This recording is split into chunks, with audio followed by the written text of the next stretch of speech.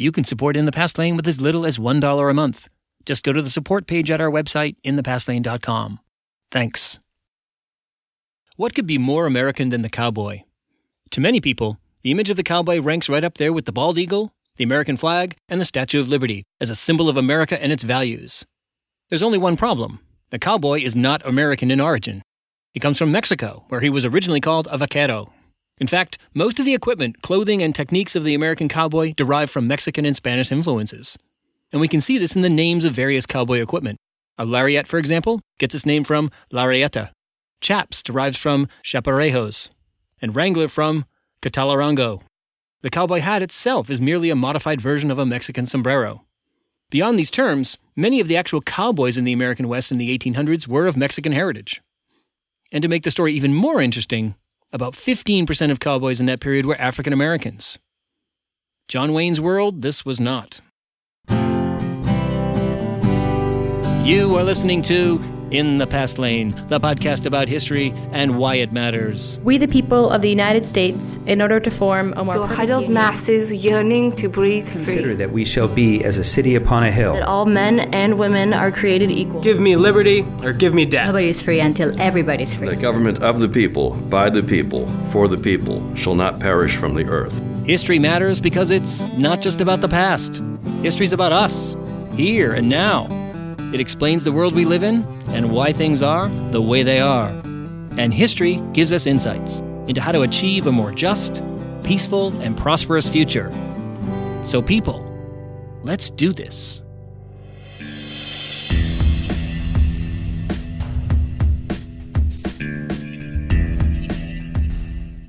Hi there, everyone. Welcome to In the Past Lane, the podcast about American history and why it matters. I'm host Edward T ODonnell, your historian at large, and this is In the Past Lane, episode 77, in which we speak with historian Patricia Nelson Limerick about the history of the American West. We are coming to you this week from the Oregon Trail Studios, located in central Massachusetts. You can learn more about me, this podcast, and our guests at our website, inthepastlane.com, and on Facebook, Twitter, Instagram, and our YouTube channel. Guiding us along, as always, is our pistol-packing executive producer, Lulu Spencer. So what's up at In the Past Lane this week? Well, summer is in full swing. I haven't made it yet to the beach, but I did manage to get the tomatoes into the ground. As for the podcast, I've been scheduling and conducting a lot of terrific interviews. For example, I recently spoke with historian Mitch Kashun about his new biography of Crispus Attucks, the African-American patriot killed in the Boston Massacre. I also spoke with historian Nancy Bristow about her book on the great influenza pandemic that struck 100 years ago and killed 50 to 100 million people worldwide, including more than 600,000 Americans. So keep an eye out for those episodes and a whole lot more. In other news, we have some new supporters of the podcast via Patreon and PayPal. Special thanks to Iman F., Sylvia M., and Frank O. Your financial support helps cover some of the costs associated with making this podcast, so thanks. And don't forget, people, In the Past Lane now has some fabulous merchandise. T-shirts, coffee mugs, hoodies, stickers, etc. Some of this stuff features the In the Past Lane logo, but many others say things like historians against history repeating itself, or fun and provocative quotes about history. There's even a series that reads, "Okay, America, I'm begging you, stop repeating this shit." Signed, History. And there's a couple variations on that one.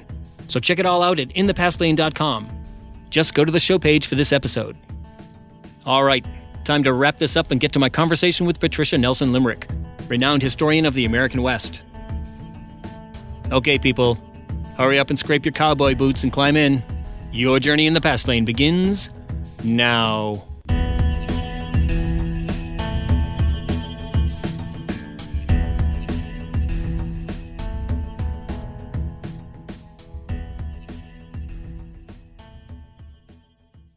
The history of the American West has undergone a revolution in the past 40 years.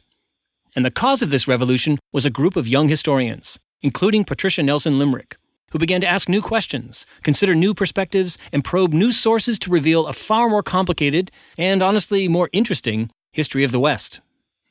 Now, before we delve into specific aspects of what came to be called New Western history, it's important to understand what constituted Old Western history. Old Western history and the general public's understanding of it was shaped by popular culture. There's no chapter of American history more suffused with mythology and romanticism than the story of the American West.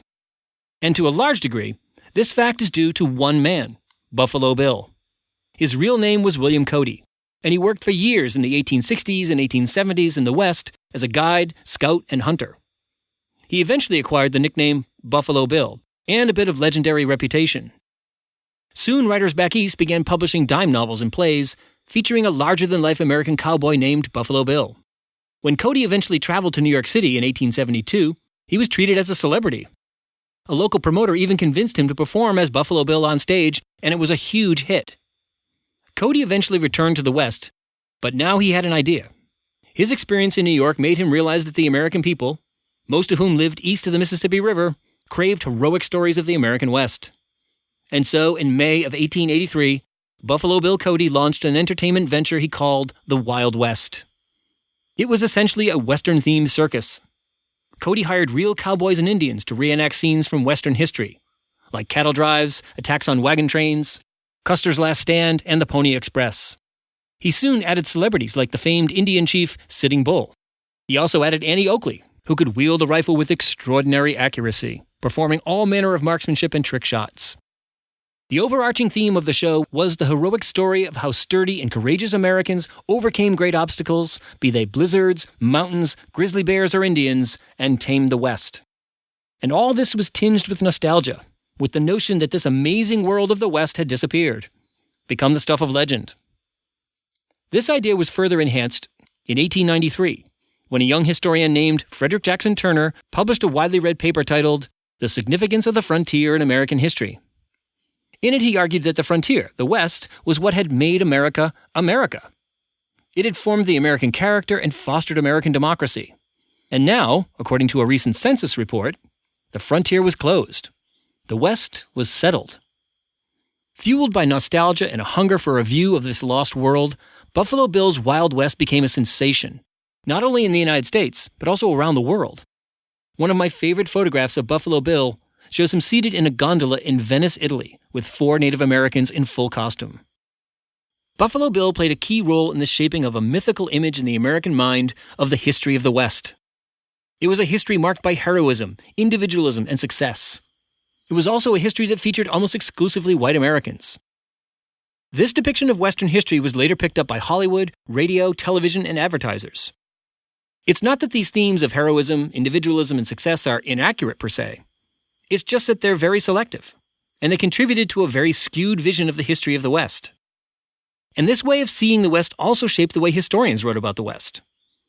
While historians of slavery, the labor movement, and immigration redefined their fields in the mid-20th century, much of Western history continued to focus on biographies of explorers and narrative histories of things like the Oregon Trail. That began to change in the 1970s, and especially the 1980s, as a new generation of historians of the West began to rewrite its history.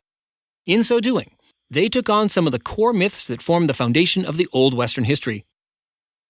So let's take a look at some of these myths and how the new Western history dispelled them, even though some of them still remain prevalent in the national popular imagination. Okay, myth number 1. The West was a separate place. Old Western history depicted the story of the West as one where pioneers headed west and at some point crossed some sort of boundary line like the Mississippi River, whereupon they left behind the United States and entered the West. According to this thinking, the West was unconnected to the great American civilization emerging in the East. But one does not have to look very hard to see how erroneous this view is. A national telegraph and railroad network tied the West to the East. The great majority of economic activity in the West was tied to Eastern markets. There weren't enough people in the West to consume all that grain and cattle produced there. The same was true of all coal, silver, and gold extracted from mines. Nearly all of it was shipped to the East. And government officials in Washington, D.C. certainly did not consider the West a place beyond their reach. Multiple government agencies, from the United States Army to the Bureau of Indian Affairs, were working to draw the West into the Union. Indeed, if you think about it, this is occurring at precisely the same time, the 1860s through the 1890s, that the federal government was endeavoring to reintegrate the Confederate States into the Union. So what we have going on here in the late 19th century is a colossal nation-building project, one that's endeavoring to knit the South and the West into a single economic and political union with the Northeast and the Midwest. At least one historian in recent years has taken to referring to this effort as the Greater Reconstruction. Myth number 2. The West was a place of rugged individuals. Now, given the difficulties of life in the West in the late 19th century, it's very likely that the place was full of rugged individuals. The myth related to this idea is that it's only rugged individuals out there. It's almost a state of nature. There's no government anywhere, except perhaps some small towns. And according to this image of the West, it was individuals and individuals alone who won the West. But let's consider several of the key factors that facilitated westward migration and settlement. In 1862, Congress passed 2 laws that had great bearing on the West. The Pacific Railway Act authorized and funded the building of the Transcontinental Railroad. This railroad, completed in 1869, plus many additional railroads also built with federal or state funding, opened the West to settlement. The Homestead Act divided millions and millions of acres of western land into 160-acre plots that settlers could acquire for free or for a small fee. This program drew millions of settlers into the West. And what about the problem of dealing with hostile Indians? The U.S. government provided tens of thousands of soldiers to defeat these Indians and remove them to reservations. So again, the West was surely a place of rugged individualists, but they were rugged individualists who benefited greatly from the actions of state and federal governments. All right, myth number 3. The West was a place settled by lots of white Americans with names like John Wayne or Bat Masterson. To be sure, the great majority of the people who migrated west after the Civil War were what we would today consider to be white.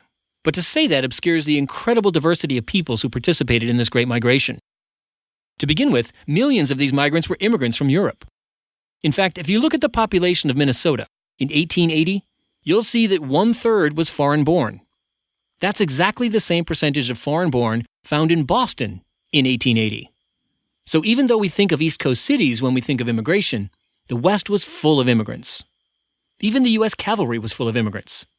Some 40% of the soldiers who died with Custer at the Battle of the Little Bighorn were immigrants from Ireland, Germany, England, and Italy. And of course, the diversity of the West also included African Americans and people of Mexican and Spanish heritage. Myth number 4. Westward settlement unfolded literally like a carpet of civilization, moving from east to west and ending at the Pacific Ocean. In this vision, the frontier is a clear line that retreats as settlement pushes further and further west. It's an image that's captured in John Gast's famous painting, American Progress. You can see that image at the show page for this episode. But that's not how it happened. For one thing, once the gold rush began in 1849, the west coast of the United States was rapidly settled by migrants, while the Great Plains and other interior spaces was settled later. For those who did move westward, they did so along well-established trails and later railroad networks. Settlements appeared in pockets here and there across the West. And civilization didn't simply arrive in these settled areas. There was a lot of gray area, lots of interaction between migrants and their new environment, and of course, the people who already inhabited it and already had their own civilizations. People like Native Americans and Mexicans. Myth number 5. The West was a place where men and women used their bare hands and a few tools and maybe a horse and an ox to establish new lives. It was a place, in other words, cut off from the emerging modern world of big cities, electricity, and industrial machinery. Many farmers, according to this vision, lived self-sufficient lives, raising all the food they needed, making their own clothing, and so on. But, in reality, nothing could be further from the truth. Pioneers who headed into the West brought with them as much of the modern world as they possibly could, including factory-made tools, clothing, and even canned food. In fact, many people who traveled routes like the Oregon Trail commented on the many tin cans that littered the roadside, and furniture, and pianos. That's quite an image, isn't it? And not one you associate with Little House on the Prairie or a John Wayne movie. And when these people established farms, the vast majority of them envisioned growing crops to sell on the market.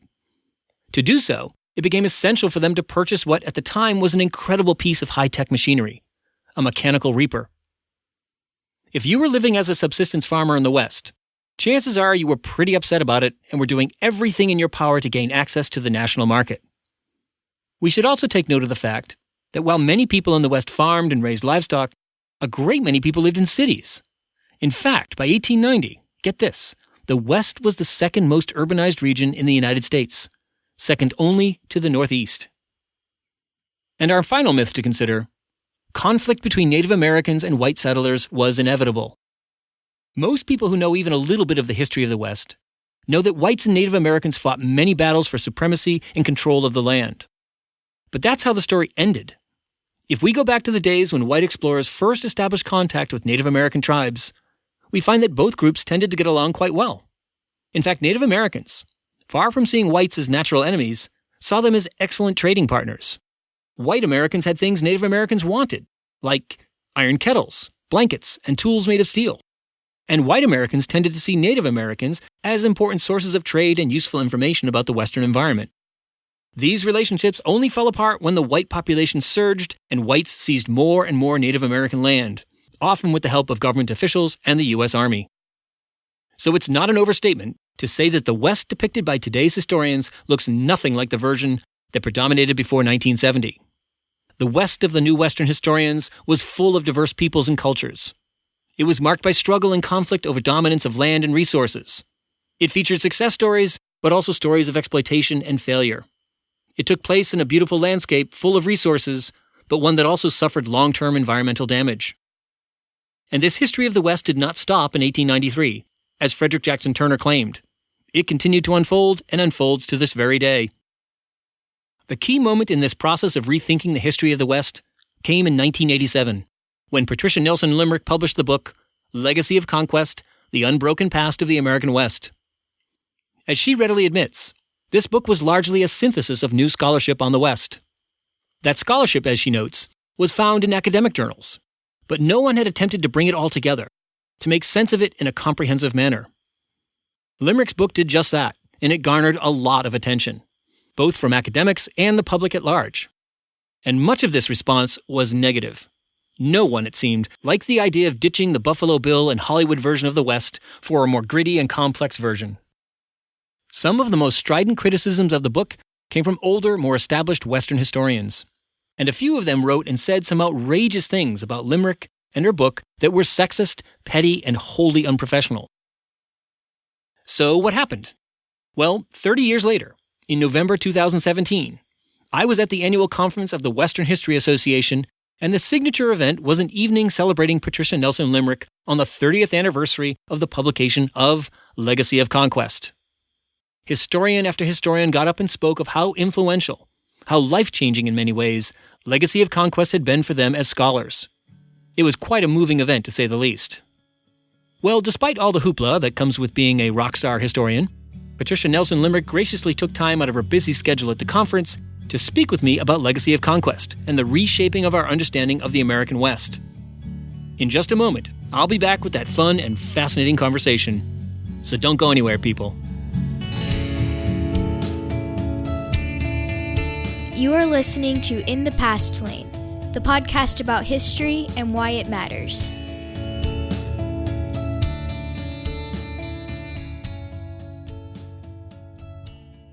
Okay, back at In the Past Lane. Edward T. O'Donnell, your historian at large here. And with me now is historian Patricia Nelson Limerick. She is chair of the board of the Center of the American West at the University of Colorado, where she is also a professor of history. She is the author of many books, including Desert Passages and A Ditch in Time, The City, the West, and Water. But today we're sitting in an empty conference room at the annual Western History Association meeting to talk about her best-known book, Legacy of Conquest. Patricia Nelson Limerick, welcome to In the Past Lane. Thanks for having me here. Well, this is a great honor. We are here at the annual WHA, or Western Historical Association Conference. And in addition to the usual things that happen at history conferences with, lots of presentations of research and so forth, you were honored by the WHA regarding the 30th anniversary of the publication of your book, Legacy of Conquest. So tell us, if you would, get us started by telling us, your book is seen as a great corrective or a great sort of reframing of the history of the American West. So maybe before we get into that, could you tell us sort of what was the problem with the standard way in which Western history was understood and how seriously it was taken or not taken? And then we can dive into sort of some of the ways in which you and others have sort of moved the field in an interesting direction. So what was wrong with what I guess people today call old Western history?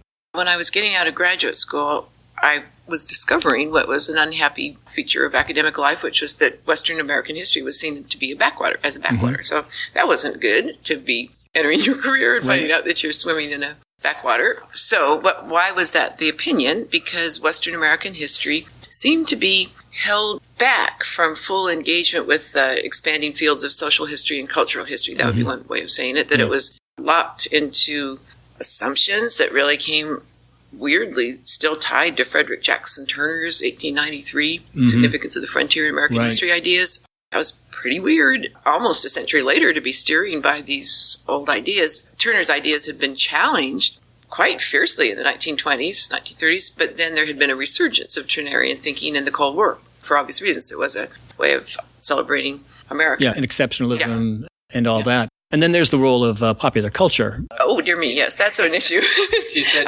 You said it in various ways, and in the beginning of the book, to talking about how, why was it that serious, quote-unquote serious history, what took up issues like slavery and American Revolution, and less serious history was left, Western history of the American West was left to Hollywood, left to Buffalo Bill, Louis L'Amour, and so forth. And so how is that? Well, that's a great, I guess we'll have to call it a paradox, that Western American history, anything having to do with the American West, benefits in some ways from the Hollywood romance.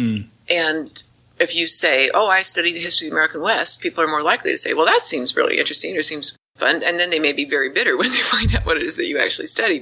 But that is a great mystique amplifier. And I'm not sure that other regions of the country have had, somehow the Puritans never became a particular subject for Hollywood, which might be a blessing for Puritans as well as for Hollywood. So anyway, it's a great thing that interest is kind of chronically stirred up about the American West. It's a complicated thing that so much of what is in people's minds when they have seen a certain number of Western movies and they get to thinking, well, now I know Western history. Well, they don't. If they have seen quite a number of science fiction movies where Martians are compatible but feisty creatures, then you don't think, now I know what life is like on Mars. Right. So it's a confusion of a form of fiction which is totally protected under the First Amendment. Free expression should prevail, but it is not the same thing as a evidence-based appraisal of what happened in the Western past. So for various reasons, the Turner idea that the frontier ended in 1890 and there was a fundamental break between the West of the past and the West of the 20th century, that didn't seem good to me. The notion that the focus should be on white people, but mostly white men moving westward, that didn't seem good. The notion that we had an expanding frontier of democracy and opportunity and other nations had a process of colonization and imperialism. Well, how come we get the chipper frontier thing, which just seemed to be flattening a lot of the complexity of the story of the actual struggle, ongoing struggle for control in the American West of land and labor and resources and so on. So I got it in my mind that I would just take care of this. But I would take care of that, it is totally important to say, because I could draw on the work of so many other historians. So this was not going to be me taking on a problem by myself. It was going to be me really marshaling a wonderful collection of studies that existed and that were disparate and fragmented and were not brought into common cause, but were ready to have that happen. So I would say that was my extremely good luck to be born in 1951 and to get out of graduate school, just as someone like me could say, I think these things should be put together. These are pieces of a puzzle and they're scattered all over libraries and journal article collections. And so let's see what we can do if we read as much as we can and try to put one big picture that will be quite different from the old school version. Right. One that's, at the very least, much more complex. So instead of, as you say, focusing on white men and focusing on narratives of, sort of an unfolding carpet of civilization, I guess best depicted in the John Gast painting from the 1870s, American Progress, that it's a lot more complex and a lot uglier in some ways, but a lot more authentic in that regard. Yeah. We certainly went down that road because of a conference on trails called Trails Towards a New Western History in the late 80s. A lot of press attention came to this whole movement and came to my book. And the press angle was very much focused on the darker, grimmer, bleaker story. And yes, I think I was doing that. I think that the notion, the colorful Hollywood treatment of violence, it's just fun, and then actor gets shot and then gets up and walks away afterwards. I just thought that was really missing the elements of tragedy in Western history. So I wanted to accent that. I think when you look at the book now, there certainly are important passages about that, but there's also a lot of good-natured, hopeful, here's ways in which people encountered each other and tried to figure each other out. And that's as much of the story as the brutality and the dispossession and the violence. So I will say I get a little bit confused about what I thought in the late 80s and what I think now. Mm-hmm. I certainly was inattentive to how much intermarriage there was between different ethnic groups in the West and how many people there were of mixed or hybrid identity, cultural as well as line of descent. So there's ways in which the author of The Legacy of Conquest, who happens to have been me, was kind of a thick-witted person and may still be a thick-witted person. But nonetheless, I mean, I think some of the broad ways in which you changed the conversation about the West were very important. At the very least, if not talking about intermarriage, talking about the just simply range of people that are really part of this story, that are inseparable from the story. So it's a story of, again, not just Native Americans, but multiplicities of Native cultures that vary all across the West.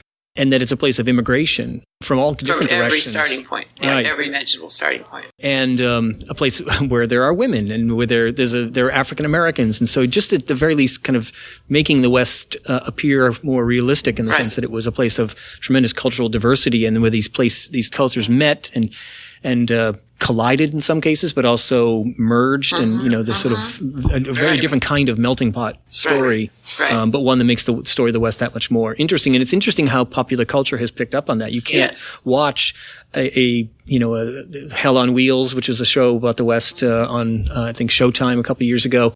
It was an incredibly diverse array of people from all over the world and different backgrounds and different accents. And that's very different from the John Wayne version of a largely white Anglo-European American standing up against savagery, inexplicably hostile Indian people. Mm-hmm. So, and also, I mean, I just remember one of the things that was really telling about the difference in these approaches. There was a standing textbook, really one big one, called Westward Expansion, and it had chapters like one was called The Indian Barrier. Yeah. The Spanish barrier. And then a wonderful transition occurred with that textbook in I think maybe the late 60s. There was a new edition, and the same sentences appeared that had been there in the previous editions, and the phrase "and women" had been added. Okay. So it would say, frontiersmen of courage and determination crossed into the West, and then it would just have that. But frontiersmen and frontierswomen cross. So it was exactly the same sentence, and the typesetter had to do a little bit of work to put "and women" in it. I don't think that's going to do it. No. Gesturing in the right direction, but not. I'm not even sure if it's that. Yeah. I guess I want more from my gestures than just inserting two words and thinking you've done your job on it. Right, and I think it's safe to say there's a lot more that's been written, and even the chapters in U.S. history textbooks that cover the story. Right. Even just things like language, talking about conquest as opposed to just simply settlement, talking about the collision of these various peoples, the various kind of small-scale wars that are taking place, not just between natives and European Americans, but also among different economic interests. And that's another dimension that, I think you say in the beginning of your book that part of the problem is we think of the West as this magical separate place that sort of, once you cross the Mississippi, it's this different zone that is not tied, very distinctly not tied to the East. And your story, and I mean, the way you frame it and the way that others have since framed it, it's clear that, there's mining going on out there. There's ranching, these huge industries, all of which are tied to industrialization in the East. So in the same way that immigration is not just a New York City thing, it's a Wyoming thing. The economies of the West are very much tied to this booming national and international economy. Right, which is fine. And any human being who can cope with reality should be able to say, well, that's more interesting, actually. And why it ever got cast, I think I don't know where we are on that, but it just seemed very peculiar that when 30 years ago, the standard reaction against Legacy of Conquest was it's too negative, it's disillusioning, it's debunking. Yeah. It's kind of deal with it then. So I don't know, the sensitivities on that are very curious, because if you did say Southern history is really complicated and has a great moral burden to it, that's not going to count as an insight. Right. Or a challenge to, I guess there are some fringe groups that would find that a challenge, but mainstream society wouldn't say, really, is that a problem? And so I think there's a line in the introduction of Legacy that says something about children, American children played cowboys and Indians, and to the best of my knowledge, children in my baby boomer younger days didn't play masters and slaves. Right. Big fundamental difference in terms of the way that people understood, safer, cleaner, warmer history, and something that was a lot more fraught. And, there's so many other dimensions to the way that your work has changed the way people think. And another one is thinking about Western history. There's an enormous dimension, just walking through the book display, an enormous dimension now of environmental history, that's really a place where environmental history in and of itself is, in many ways seems to have gotten its legs in this expanding notion of the West as an environment that is key to understanding the West, key to understanding, the competition for water, for example, the problems of drought, but also just the degradation that takes place, the kind of, mining and all of that. Could you tell us a little bit more about that dimension? There was a funny phase where Western American history seemed to own environmental history, probably primarily because of the public lands, that we do have states where half or 80% of the land is in federal ownership. Mm-hmm. And so that's interesting variation, and tracking the history of the national parks, the national forests, Bureau of Land Management, that really made it seem like, environmental history lives in the American West. There's a lot of environment there. Yeah, so a lot of it. Well, oddly, it turned out that there were just as many important questions about human beings and the material environment in which they live at any place on the planet. Mm-hmm. But given that we were in hard times there and we were losing, a lot of times when a department would have a Western American historian retire in the 1970s and early 1980s, then the department would say, oh, good, we can get something important now. Right. So at that point, we would just, of course, have held on to environmental history because we needed everything we could get on that. So I think it's just a wonderful feature that so many of the things that I might have been 30 years ago asserting some kind of property of the West in that, that's now recognized as something you better be looking at anywhere that you're studying that. And yet we do have issues of the distinctiveness of a much less abundant supply of precipitation in the West, and that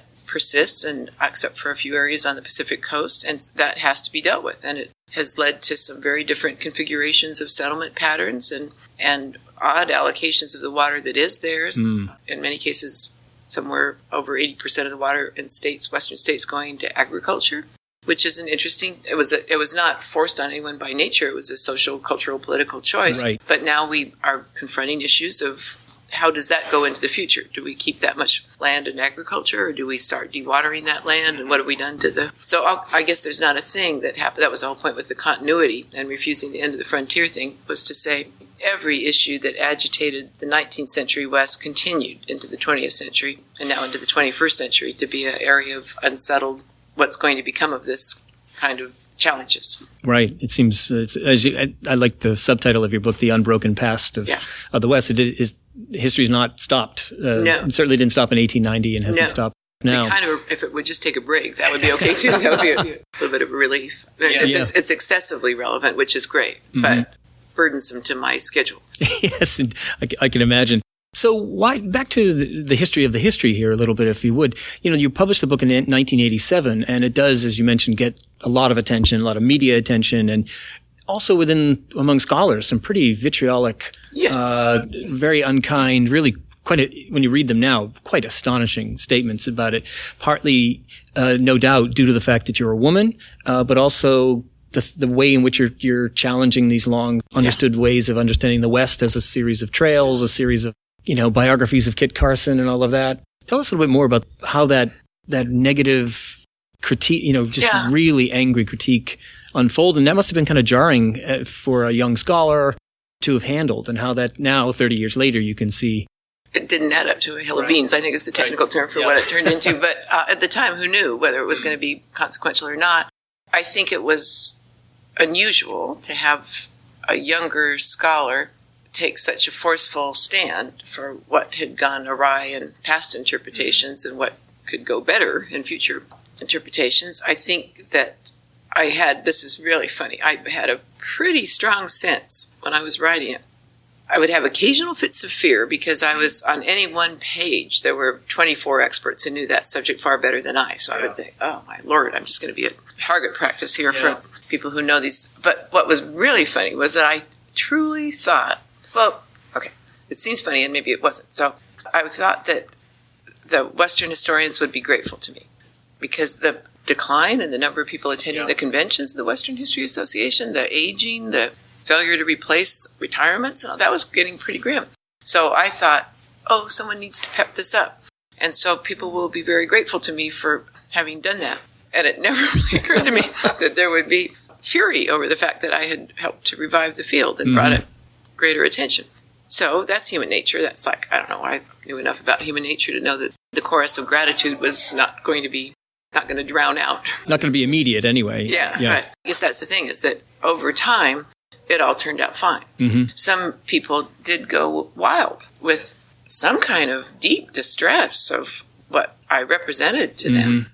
And their language could be very abusive and vitriolic, and exactly what they thought they would accomplish by that, I wouldn't be able to say. And yet I do know that what happened was that they were so over the top, and it wasn't a huge number. It was a fairly small group, I think. They actually lost standing. They were, within a year or two, I would go to the Western History Association, and my experience there would be people coming up and saying, Patty, I don't really agree with that much of what you said, but I found what so-and-so said about you to be just intolerable. That's beyond the range. So some of the people who'd been really over the top in their ill temper were not surrounded by loyal friends. Right. And a lot of them walked through the book. The only reason, there are many wonderful reasons to go to the book display area, and the books are a large part of it. But seeing old pals and, how are you doing? And so, but some of those people went through a little bit in pariah mode. Yeah. And so I actually ended up feeling sorrier for them than certainly was ever planning to. Because I don't know, I think they really shook their reputations. Yeah. And did any of them ever try to make amends or reach out? This is a very interesting story that no, but I did. Although I couldn't have tried to make amends because as far as I could tell, I hadn't been the source of the injury. Yeah. But I did when I became president of the Western History Association pretty early, like 1999, not that long. After the book came out, I just thought, okay, now I'm president. So I can't be the agent of bringing fracturing and grudges into this association. That doesn't seem, I guess now we would say that's very presidential to try to bring people together, right? Yeah, right. So I took it as a little exercise to go up to some of the people who had been horrible, who I had not spoken to in years. And I just went up to them and said, put out my hand and said, how are you? And that I thought this will be me subordinating myself to their tyrannical ways. And I was so wrong because it was so fun. Because in essence, when I would walk up to a person who had been really far below professional standards and make a gesture of hello, I was basically standing on the high ground, saying to someone in quite a pit that they had dug for themselves, but saying, do you want to come out of that pit? Right. Or would you like to stay there? And if you would like to stay in the pit, then that will be your choice. And a few of them really scrambled to get out of the pit. Yeah. And said pretty, my first husband had cardiovascular troubles and had been quite ill. And several of them were silent for a moment. And then one of them said, I have heard that your husband has been ill. I hope he's doing better. I thought, well, okay then. Yeah, a little human moment. You got out of that pit. Yeah. A lot better than I thought you were going to do. So I actually enjoyed it very much of putting people in that uncomfortable position to see how they would respond. And then I was pleased when they actually were able to rise to the occasion, which wasn't universal, but some of them did. That's a good to hear that. Both on your part, but also on their them swallowing their pride or whatever it is. But somebody, there's something. Pride went on a journey there, and I certainly thought I was sacrificing mine by making this pleasant gesture. And I will say that was lasting for me as a lesson, that I have tried to do that in many other settings, including public controversies where I'm trying to bring historical perspective. Is just think we have an excellent choice if we want it to go bitter and oppositional, but maybe that's not our first choice. Right. And you said something on a couple nights ago in the plenary about the book, and in your opportunity to speak, you said one thing you learned was that in really difficult, trying, seemingly, really grim circumstances, sometimes or when facing intense criticism, sometimes the best thing to do is just to be still and just sort of let it wash over you, because you'll come out the other side. Right. Although it's hard to see that when it's happening. To be invited to mud wrestle, that's not a great invitation. And if you say, well, I'll accept that invitation, and you leap into mud wrestling, there's a realization that it's pretty fast of thinking, this isn't working out so well for me. Right. And simply saying, well, no, thank you. The mud wrestling, that's not really my sport, but you seem to enjoy it, so you keep it up, huh?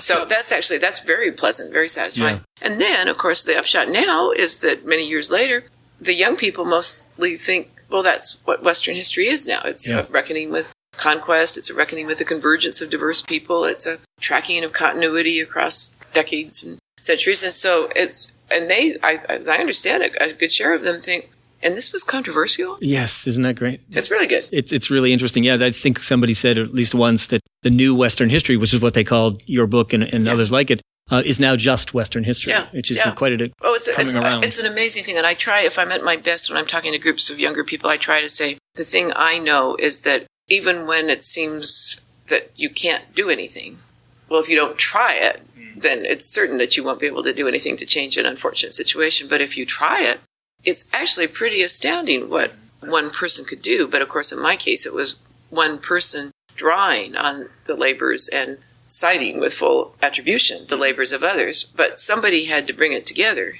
and make this statement. And as I have said, I think I served an interesting purpose of drawing the fire. Yes. And I discovered, I don't think that I had any perception of myself as a person who enjoyed verbal combat and argumentation and so on, but it turns out I love it.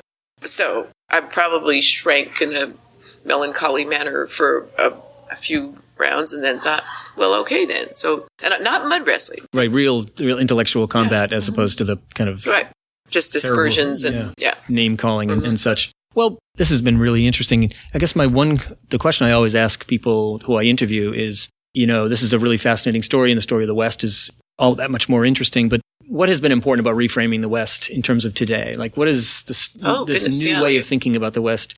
Why is it so important for that to become a mainstream understanding and a lot more complex in our world today? Because history is interesting in its own right, but it's really important that it has something to say to us now in 2017 and forward. So what do you think is important about that?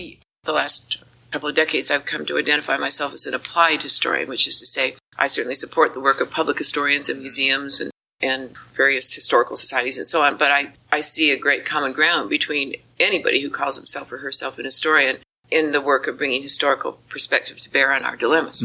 So for those purposes, the value and utility of Western American history is endless because, in fact, the nation, for whatever its complicated historical origins, identifies with that Western image, and many other nations look at us in those manners. I mean, Henry Kissinger, who was disarmed by the Italian journalist Oriana Fallaci when she said, "How do you see yourself?" Secretary Kissinger, he said, "I see myself fundamentally," I'm not going to do the German accent, that's going to be too ridiculous, but I see myself as the cowboy riding into town and bringing order. And you think, Henry Kissinger, you see yourself as a handsome cowboy riding into town? What in heaven's name did that come from? So it is amazing how much that Western generated in some way or another with distortions aplenty, how much that became central to American identity. So working that over and coming to better footing, getting a better bearing on that is crucial to national self-understanding. Plus, hundreds of things that, if left unconnected to history, will continue to befuddle us and blindside us. In my opinion, just about everything that was there in the lessons of Vietnam and some of the more recent wars, it's in the Indian Wars, American Indian Wars, White Indian Wars. If you say, as the nation has said on other occasions, we are doing this to help the people and to civilize the people and to uplift the people, the chances of the invaded and conquered population saying, well, isn't that something? We were really in a pickle, and then you came and uplifted us by setting off bombs in our midst. So it just seemed like there's a lot about guerrilla warfare and the terrible things that can happen when you cannot tell the difference between the warriors and the civilians, and you react in ways that are very brutal as you navigate that. So it seems like there's endless lessons on every count to think of American race relations, largely in terms of African-American white relations. That's useful, but it's not sufficient when there's so many other ethnic groups and Asian Americans and Mexican Americans and American Indians, and all of those stories are really important. And it's so unmistakable in the American West that is a very diverse set of points of origin. And it would be, I don't want to be dehumanizing on this, but if you studied a chemical reaction and you only looked, there was 12 chemicals and you only looked at 2 of them, good luck showing up with anything that's worth hearing. So just to see the whole range of, and now most of the United States has an ethnic diversity that is very similar to what the West had in the last half of the 19th century. So that's good. Yeah, it matters. Yeah, it matters.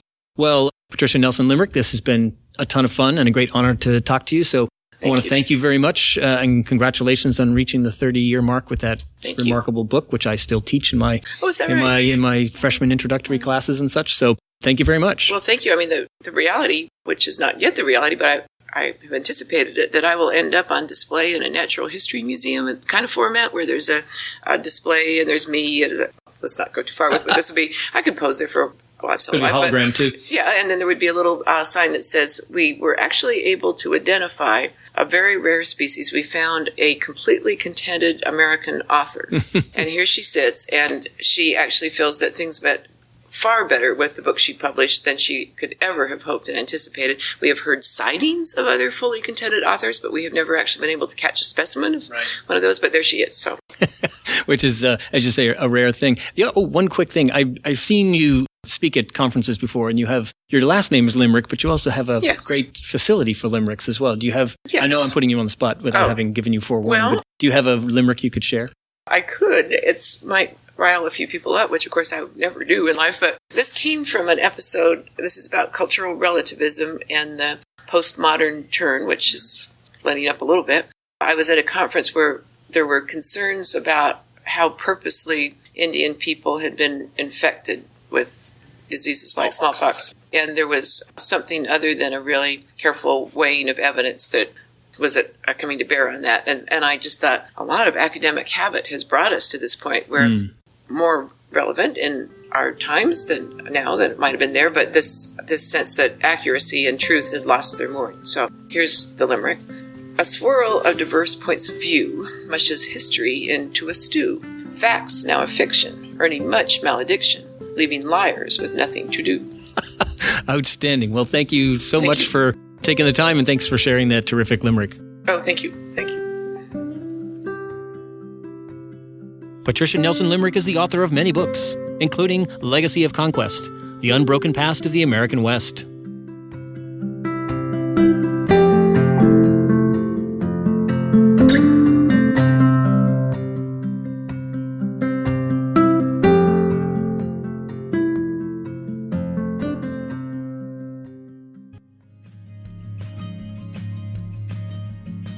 Okay, people, that's all for this episode of In the Past Lane. Thank you so much for tuning in. For more information about the many things we talked about today, head over to our show page for this episode at inthepastlane.com.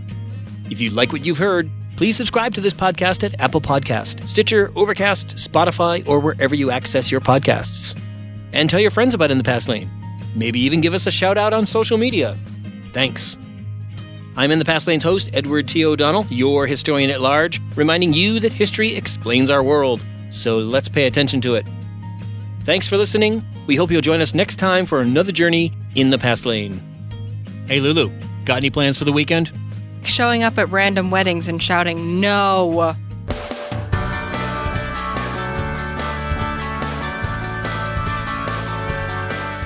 SBI, Snoring Beagle International.